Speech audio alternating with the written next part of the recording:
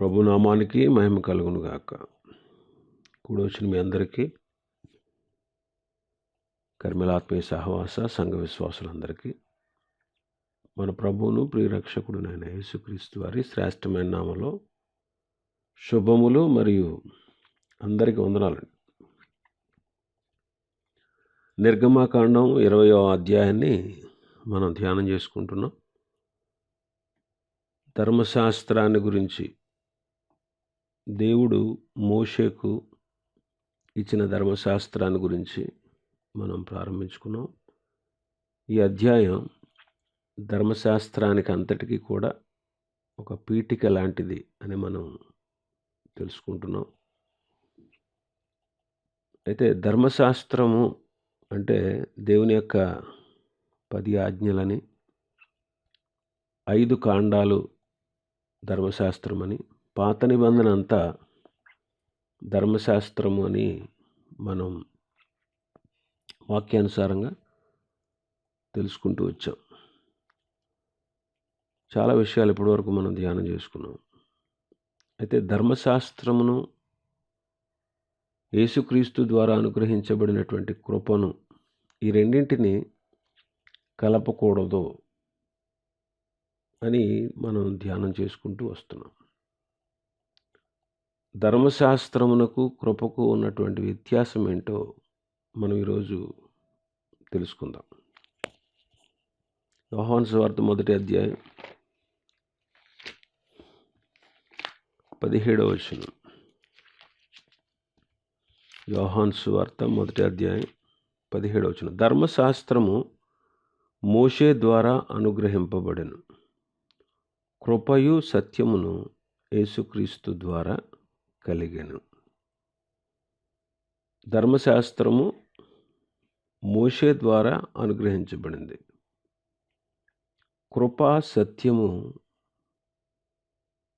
యేసుక్రీస్తు ద్వారా మనకు కలిగినాయి.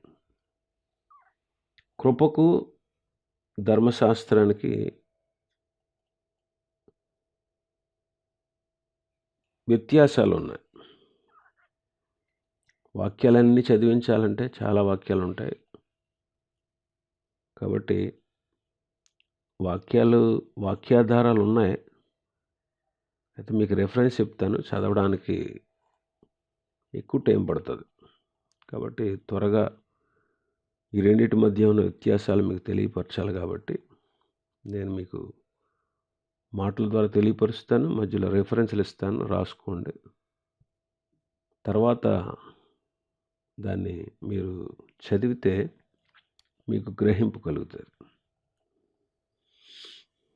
ధర్మశాస్త్రం పాపాన్ని రుజువు చేస్తుంది. పాపం అంటే ఏంటో చూపిస్తుంది ధర్మశాస్త్రం. అయితే కృప మనల్ని పాపముల నుండి విడిపిస్తుంది.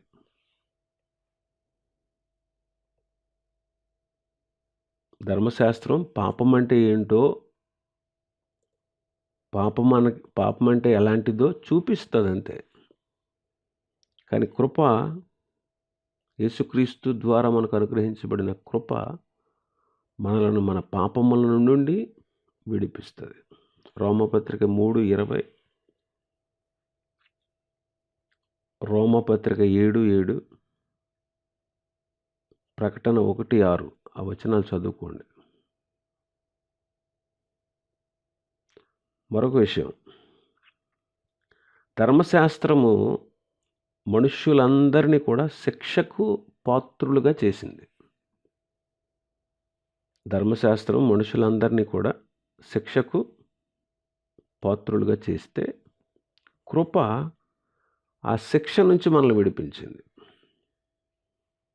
యేసుక్రీస్తు ద్వారా మనకు అనుగ్రహించబడిన కృప శిక్ష నుంచి మనల్ని విడిపించింది. రోమపత్రిక 3:19, 8వ అధ్యాయం 1వ వచనం.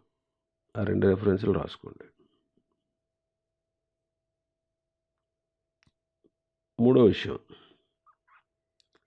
ధర్మశాస్త్రం పాపం చేస్తే రాళ్లతో కొట్టి చంపాలి అని చెప్తుంది.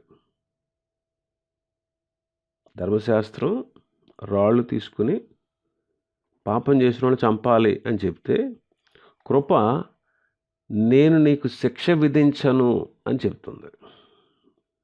దీనికి సాదృశ్యంగా జరిగిన యేసుక్రీస్తు ప్రభువారు సేవా పరిచర్యలో ఉన్నప్పుడు పాపాత్మురాలైన స్త్రీ, వ్యభిచారం మందు పట్టబడిన స్త్రీని తీసుకొచ్చారు కదా ప్రభు దగ్గరికి. యోహాను సువార్త 8వ అధ్యాయం 1వ వచనం నుంచి 11వ వచనం వరకు చదివితే, ధర్మశాస్త్రం ఏమో రాళ్లతో కొట్టి చంపమంటుంది వ్యభిచారం చేసిన స్త్రీని. ప్రభు అంటారు, అమ్మా నేను నీకు శిక్ష విధించను అన్నారు. ధర్మశాస్త్రం చంపమంటుంటే కృప నేను నీకు శిక్ష విధించను అని చెప్తుంది. తర్వాత ధర్మశాస్త్రము మరణకరమైన పరిచర్య. ధర్మశాస్త్రం మరణకరమైన పరిచర్య, కృప జీవింపచేసేది. కొరింథీయులకు రాసిన 2వ పత్రిక 3వ అధ్యాయం 6, 7, 8 వచనాలు చదువుకోండి.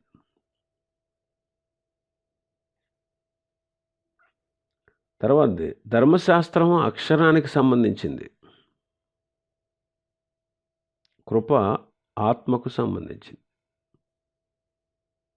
ధర్మశాస్త్రము అక్షరానికి సూచనగా ఉంది, కృప ఆత్మకు సూచనగా ఉంది. అక్షరము చంపుతుంది, ఆత్మ జీవింపచేస్తుంది. కొరింథీయులకు రాసిన 2వ పత్రిక 3వ అధ్యాయం 6వ వచనం చదువుకోండి. తర్వాత ధర్మశాస్త్ర కాలము నాటి మహిమ తగ్గిపోయేది, కృపాకాలపు మహిమ అత్యధికమైనది. ధర్మశాస్త్ర కాలపు మహిమ తగ్గిపోయేది, కానీ కృపాకాలపు మహిమ అత్యధికమైనది. అందుకే అంతకు ముందున్నటువంటి మహిమ తగ్గిపోయింది, మహిమ లేనిదైపోయింది అని చదువుతాం. కొరింథీయులకు రాసిన 2వ పత్రిక 3వ అధ్యాయం 10, 11 వచనాలు చదువుకోండి.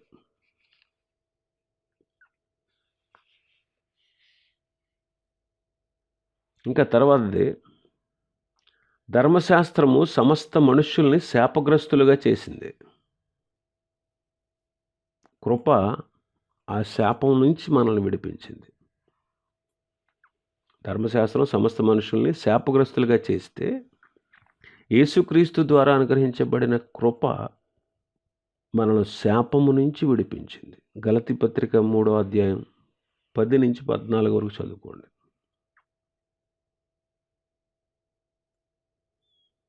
తర్వాత ధర్మశాస్త్రము శిక్షావిధికి కారణమైన పరిచర్య, కృప నీతికి కారణమైనటువంటి పరిచర్య. కొరింథీయులకు రాసిన 2వ పత్రిక 3వ అధ్యాయం 9వ వచనం చదువుకోండి.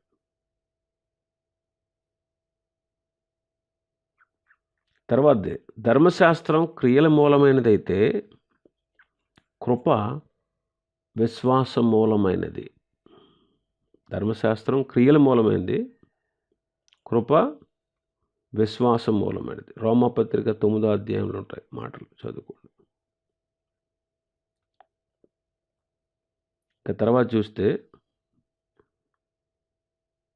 ధర్మశాస్త్రం అలా చేయకూడదు, ఇలా చేయకూడదు, చేస్తే శిక్ష ఉంది అని చెప్తుంది. అయితే కృప యేసుక్రీస్తు ద్వారా మనకు దొరికింది. నీ కొరకు నేను అంతా చేశాను కాబట్టి నీవు నా మీద ఆధారపడితే చాలు అని చెప్తుంది. నీకు శిక్ష ఉంది అంటే, నీ కొరకు నేను అంతా చేశాను, నీవు నా మీద ఆధారపడు, నా యందు విశ్వాసం ఉంచు అని కృప చెబుతుంది. రోమపత్రిక 10వ అధ్యాయం 1 నుంచి 4 వచనాలు చదువుకోండి. ఇంకా మనం చూస్తే, ధర్మశాస్త్రము విశ్వాస మార్గం వెల్లడి కాక మునుపు మనకు బాలశిక్షకుడుగా ఉంది. ధర్మశాస్త్రం విశ్వాస మార్గం వెల్లడి కాక మునుపు మనకు బాలశిక్షకుడుగా ఉంది. ఇప్పుడు మనం కృపాకాలంలో విశ్వాస మార్గం వెల్లడైపోయింది కాబట్టి ఇక బాలశిక్షకుడైనటువంటి ధర్మశాస్త్రం కింద ఉండాల్సిన అవసరత మనకి లేదు. కాబట్టి గలతీ పత్రిక 3:23 నుంచి 25 వరకు చదువుకోండి. ఇంకా మనం చూస్తే తర్వాతది, ధర్మశాస్త్రము ఏ మనుష్యుని కూడా నీతిమంతులుగా తీర్చలేదు. అయితే యేసుక్రీస్తు ద్వారా అనుగ్రహించబడిన కృప ఎటువంటి పాపినైనా సరే ఉచితంగా నీతిమంతులుగా తీరుస్తుంది. గలతీ పత్రిక 2:15-16 వచనాలు, అపోస్తల కార్యములు 13:39, రోమా పత్రిక 3వ అధ్యాయం 20-24 వచనాలు చదువుకోండి. తర్వాత ధర్మశాస్త్రం విషయంలో మనం అందరం మృతి పొందాము. అయితే కృపను బట్టి క్రీస్తు దగ్గరికి చేరుతున్నాం. కృపను బట్టి మనం క్రీస్తు దగ్గరికి చేరుతున్నాం. ధర్మశాస్త్రం విషయంలో అయితే మనం అందరం మృతి పొందాం. అయితే యేసుక్రీస్తులో తిరిగి జీవించి ఆయన దగ్గరికి చేరాం. ఆయన దగ్గరికి చేరాం. రోమపత్రిక 7:14 1-4 వరకు చదువుకోండి. ఇక్కడ ధర్మశాస్త్రం అంటే దేవుని ఆజ్ఞలు.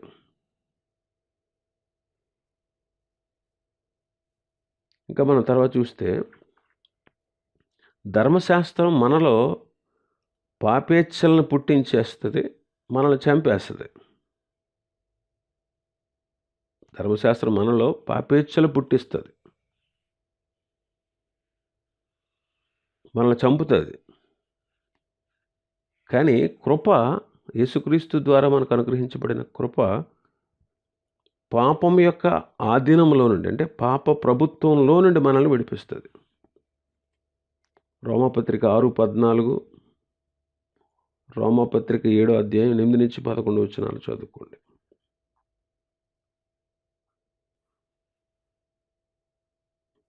ఇంకా మనం చూస్తే తర్వాతది, ధర్మశాస్త్రం పాపాన్ని చూపిస్తుంది కానీ పాపము చేయకుండా ఉండే శక్తి ఇవ్వలేదు.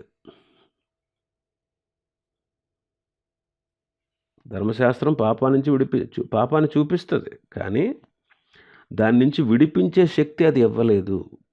కానీ కృప, యేసుక్రీస్తు ద్వారా మనకు అనుగ్రహించబడిన కృప పాపము చేయకుండా మనల్ని నిలుపుదల చేస్తుంది.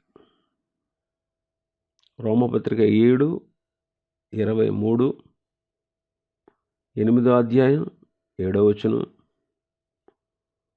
రోమపత్రిక 6:14, అలాగే పేతురు మొదటి పత్రిక 1వ అధ్యాయం 5వ వచనం, యోధా పత్రిక 24వ వచనం కూడా చదువుకోండి. తర్వాత ధర్మశాస్త్రాన్ని అనుసరించేవారు క్రీస్తులో నుండి తొలగిపోయారు.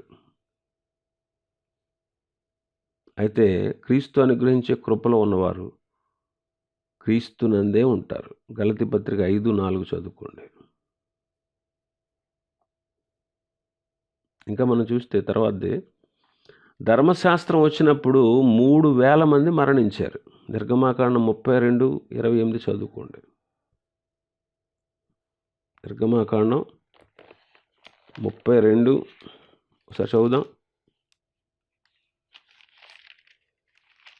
నిర్గమాకాండం 32:28.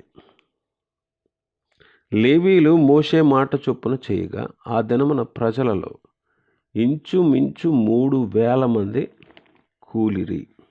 ధర్మశాస్త్రాన్ని తీసుకొచ్చినప్పుడు ఎంతమంది చనిపోయారంట? ఇంచుమించు 3,000 మంది చనిపోయారు ధర్మశాస్త్రము వచ్చినప్పుడు.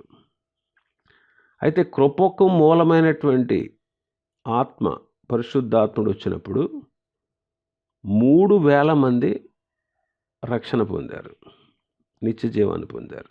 అపోస్తల కార్యములు 2వ అధ్యాయం, అపొస్తలుల కార్యములు 2వ అధ్యాయం 40వ వచనం నుంచి. ఇంకను అనేక విధమైన మాటలతో సాక్ష్యం ఇచ్చి, మీరు మూర్ఖులకు ఈ తరం వారికి వేరే రక్షణ పొందినని వారు హెచ్చరించారు. కాబట్టి అతని వాక్యమును అంగీకరించిన వారు బాప్తిస్మం పొందిరి. ఆ దినమందు ఇంచుమించు 3,000 మంది చేర్చబడిరి.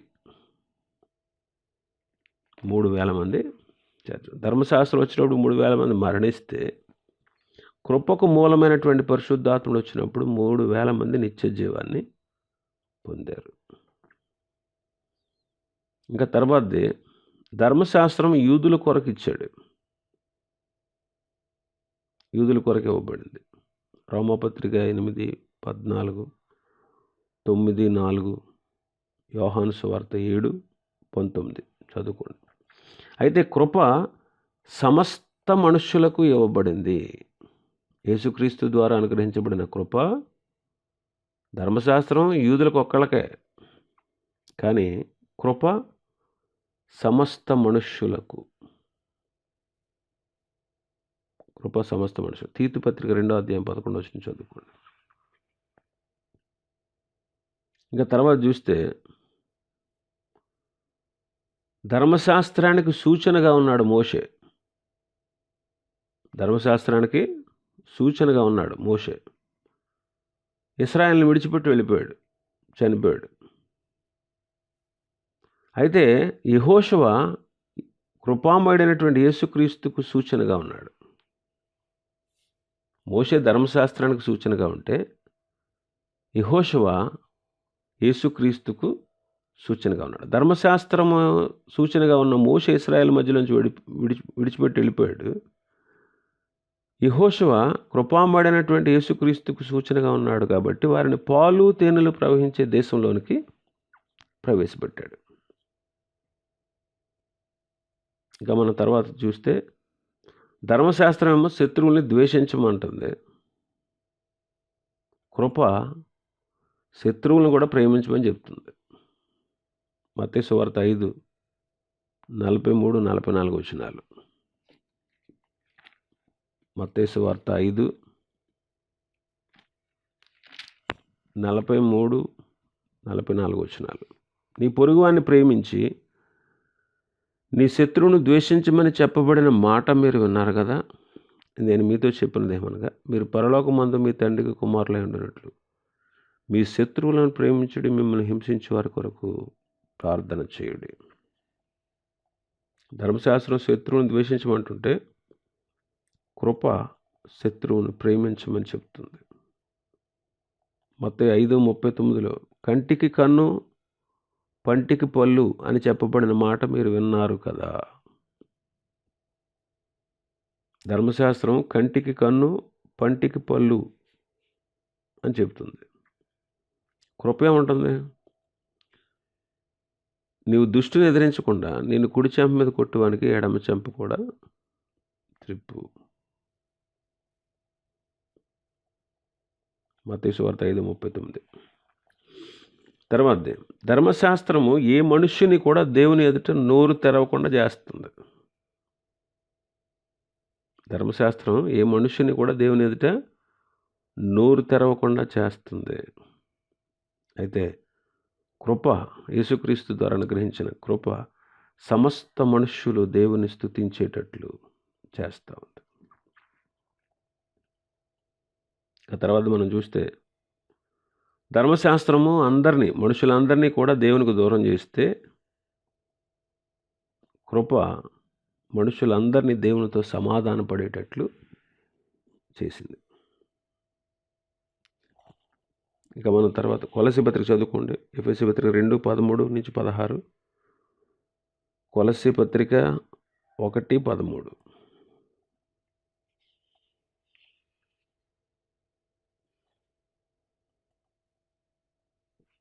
ఇంకా మనం చూస్తే, ధర్మశాస్త్రము వాగ్దాన పుత్రుడు జన్మించే వరకు మాత్రమే ఉంది.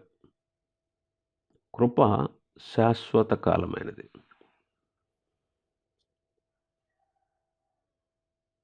వాగ్దాన పుత్రుడు జన్మించక ముందు మనకు కృప లేదు.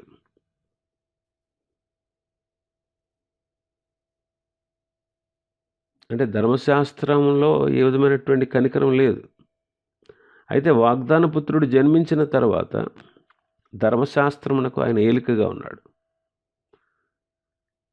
అప్పటి నుంచి కూడా యేసుక్రీస్తు ప్రభు జన్మించిన దగ్గర నుంచి కూడా, ఆయన ఈ లోకానికి దిగి వచ్చిన దగ్గర నుంచి కూడా కృప ప్రారంభమైంది. కాబట్టి ధర్మశాస్త్రము కృప ఒకటి చేయకూడదు. ధర్మశాస్త్రాన్ని నెరవేర్చి ముగించాడు, కొట్టివేశాడు ప్రభు. కాబట్టి ఈనాటికి ధర్మశాస్త్రాన్ని అనుసరించాలి, ఇలాగా ఆచారాదులు అనుసరించాలి అని ఇలా తప్పు బోధలు చెప్పి దేవుని కృప నుండి మనల్ని దూరం చేసేవాళ్ళు ఉంటారు. కాబట్టి ఇలాంటి తప్పు బోధల నుంచి మనం దూరంగా ఉండడం చాలా మంచిది. ఇదండి ధర్మశాస్త్రాన్ని గురించినటువంటి విషయాలు. ఇప్పుడు 10 ఆజ్ఞల గురించి మనం ధ్యానం చేసుకుందాం.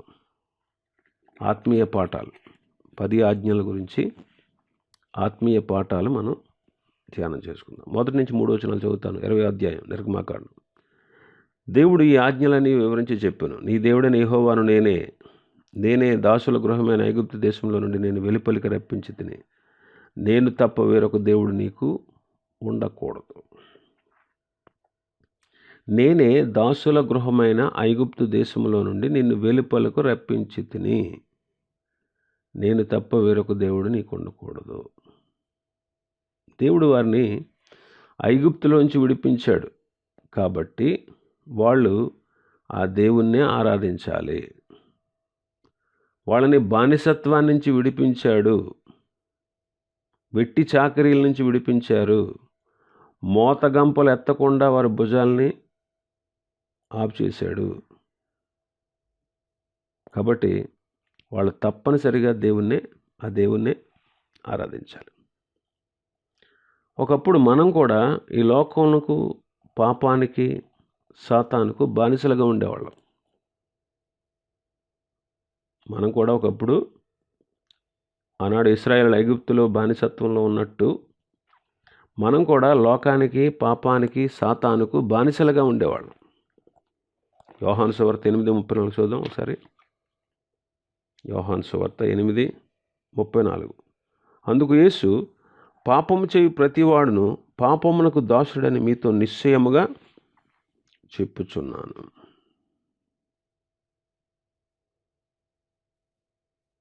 ఇక్కడ యేసు ప్రభు యూదులతో అంటారు, మీరు నా వాక్యమందు నిలిచిన వారైతే నిజంగా నాకు శిష్యులై ఉంటారు, సత్యాన్ని గ్రహిస్తారు. అప్పుడు సత్యం మిమ్మల్ని స్వతంత్రులుగా చేస్తుంది అని చెప్పారు ప్రభు. వాళ్ళు అంటారు, అయ్యా మేము అబ్రహాం సంతానం. ఎవరనుకుంటున్నాం? మేము అబ్రహాం సంతానం. మేము ఎన్నడూ కూడా ఎవ్వరికి మేము దాసులై ఉండలేదే, మిమ్మల్ని స్వతంత్రులుగా చేస్తానని ఎలా చెప్తున్నావు అని చెప్పి చాలామంది యూదులు ఆయన ప్రశ్నించారు. అప్పుడు ప్రభు అంటారు, పాపము చేయి ప్రతివాడు పాపానికి దాసుడని మీతో నిశ్చయముగా చెప్పుచున్నాను.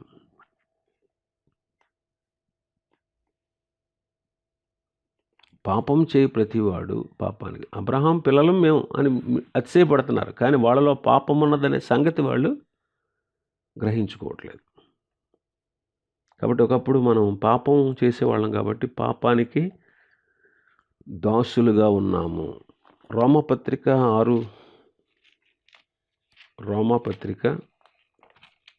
6వ అధ్యాయం 17వ వచనం. మీరు పాపమునకు దాసులై ఉంటారు, కానీ ఏ ఉపదేశ క్రమమునకు మీరు అప్పగింపబడతారో దానికి హృదయపూర్వకంగా లోబడిన వారై పాపము నుండి విమోచింపబడి నీతికి దాసులైతిరి. ఇందుకు దేవునికి స్తోత్రము. పాపము నుండి విడిపించబడి నీతికి దాసులమయ్యాం. నీతికి దాసులమయ్యాం. యోహాను మొదటి పత్రిక 5వ అధ్యాయం 19వ వచనం. యోహాను మొదటి పత్రిక 5:19. మనము దేవుని సంబంధులమనియు లోకమంతయు దుష్టుని యందున్నదనియు ఎరుగుదుము అంటాడు. అక్కడ దుష్టుని యందున్నదనియు అనే చోట ఒకటే కేసి ఫుట్నోట్స్లో దుష్టుని యందు పడి ఉన్నదనియు అంటున్నాడు. లోకమంతా దుష్టుని యందు ఉంది, దుష్టుడి చేతిలో ఉంది. ఒకప్పుడు దుష్టుడైన అపవాది చేతిలో మనం ఉన్నాం. యోహాను సువార్త 14వ అధ్యాయం. యోహాను సువార్త 14:30. ఇకను మీతో విస్తరించి మాట్లాడను, ఈ లోకాధికారి వచ్చుచున్నాడు, నాతో వానికి ఏమీ సంబంధము లేదు. కాబట్టి మానవులందరూ కూడా లోకానికి, పాపానికి, సాతానుకు బానిసలై ఉన్నారు. కాబట్టి పరిశుద్ధ జీవితం అనేది మానవుడికి సాధ్యం కాలేదు. ఆనాడు ఇశ్రాయేలీలు పస్కా బలి పశువైనటువంటి గొర్రెపిల్ల రక్తము చేత ఎలాగో ఐగుప్తు దేశం నుంచి విడిపించబడ్డారో,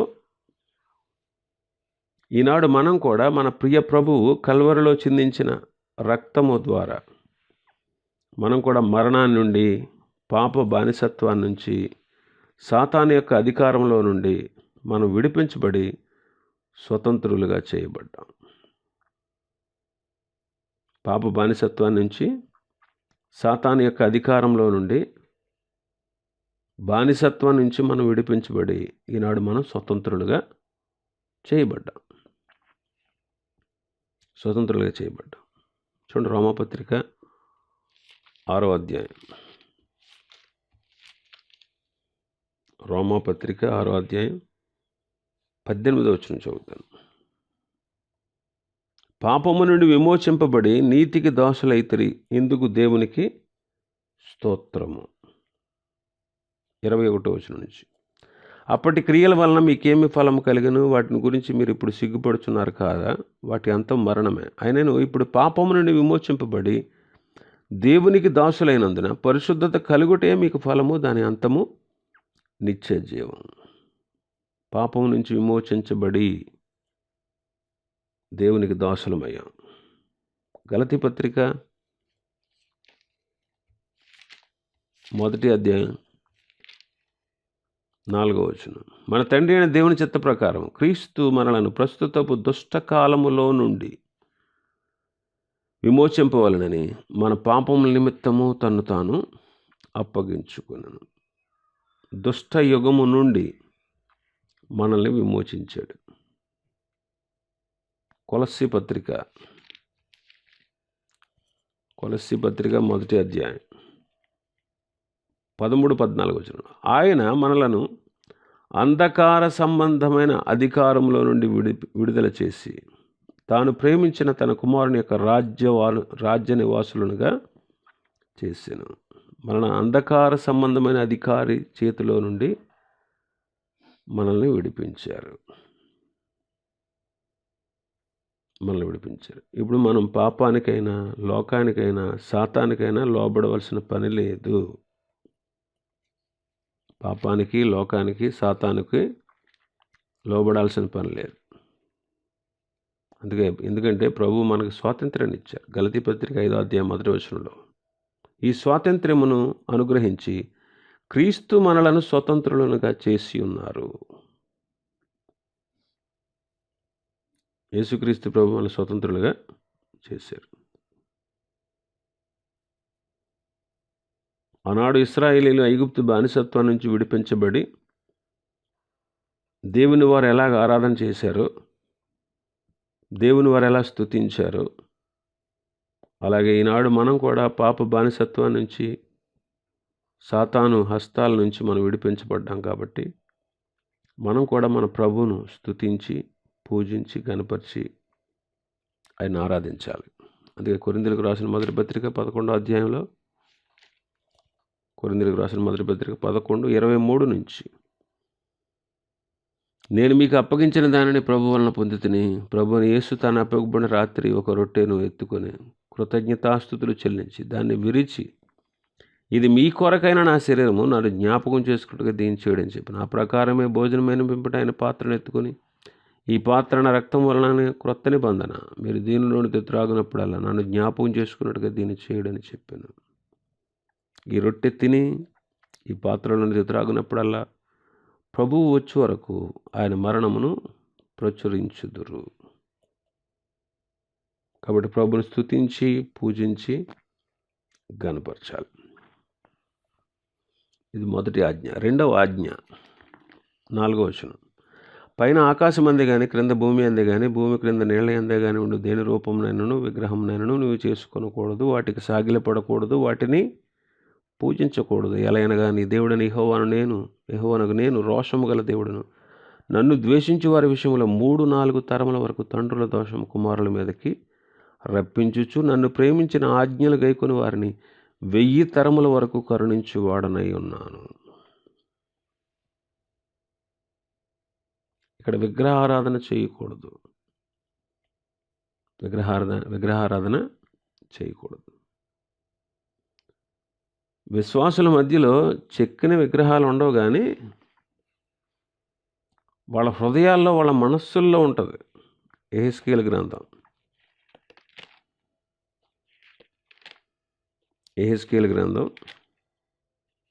14వ అధ్యాయం 1వ వచనం నుంచి చదువుతాను.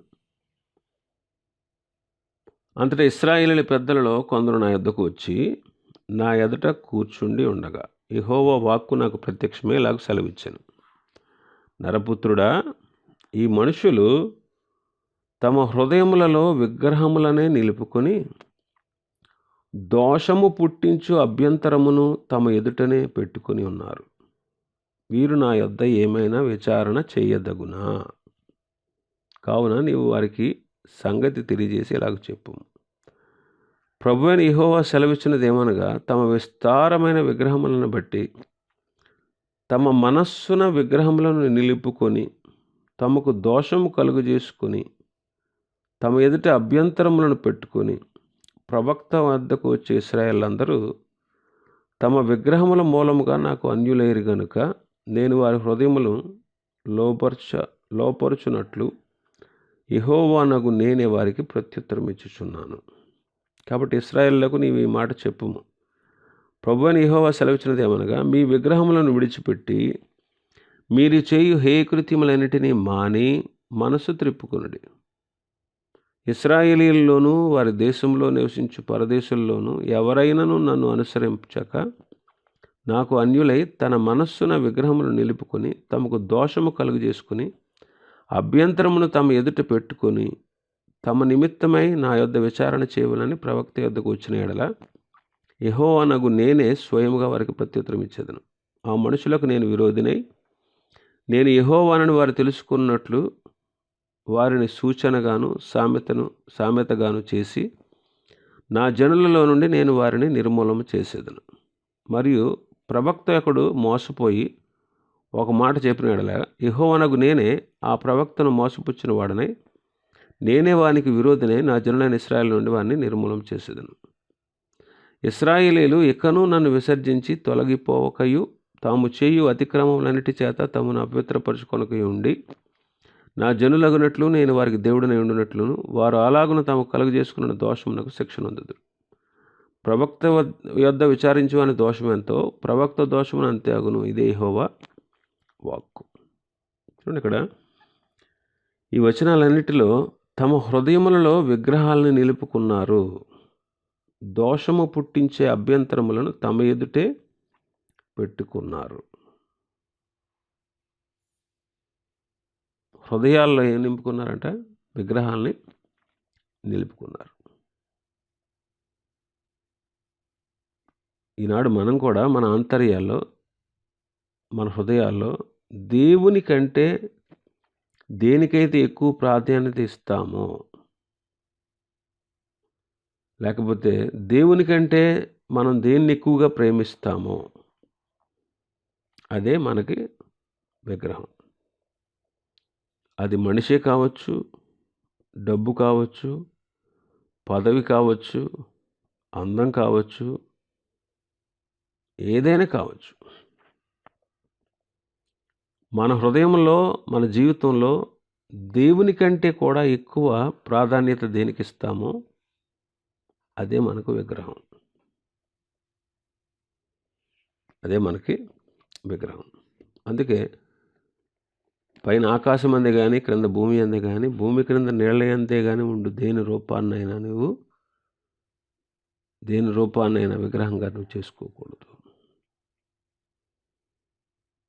వాటికి సాగిలపడకూడదు, వాటిని పూజించకూడదు. ఎందుకంటే మన దేవుడు రోషము గల దేవుడు. ఆయన కనుక ద్వేషించామనుకోండి 3-4 తరాల వరకు తండ్రుల దోషం కుమారుల మీదకి రప్పిస్తాడు.